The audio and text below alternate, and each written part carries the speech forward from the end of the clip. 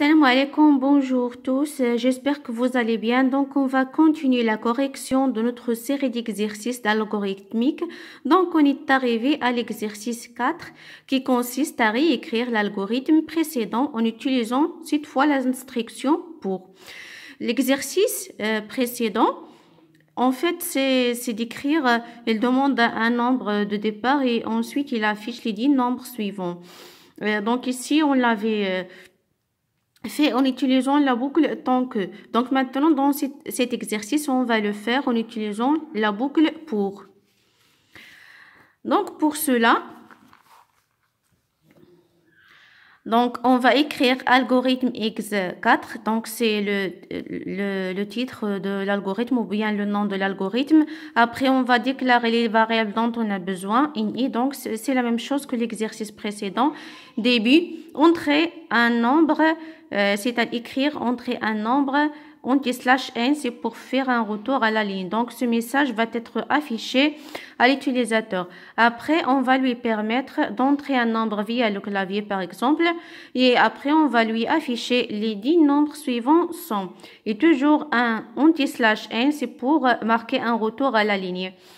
Donc ici, la boucle pour, on utilise un indice ou bien un compteur. Donc le compteur i qu'on a déclaré comme un entier, il va démarrer à partir de n plus 1 jusqu'à n plus 10. Donc par exemple, si on a entré 4, donc le compteur i, il va partir à partir de 4 plus 1, c'est-à-dire 5, jusqu'à 4 plus 10, c'est-à-dire 14. Donc qu'est-ce qu'on va faire? On va afficher i avec un petit espace.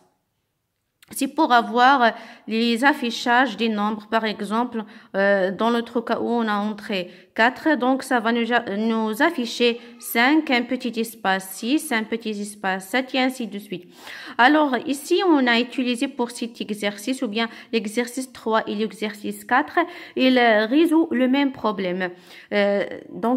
Ici, la différence, c'est que l'exercice 3 a utilisé la boucle tant que, alors que l'exercice 4 a utilisé la boucle pour.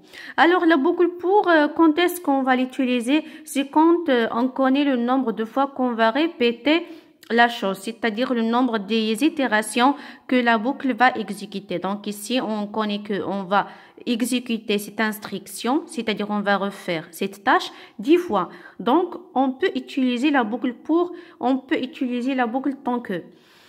Alors que, si par exemple, on a des itérations à faire plusieurs fois, mais on ne connaît pas le nombre de fois qu'on va faire ces itérations, donc là, on ne peut pas utiliser la boucle pour, mais on doit utiliser la boucle tant que.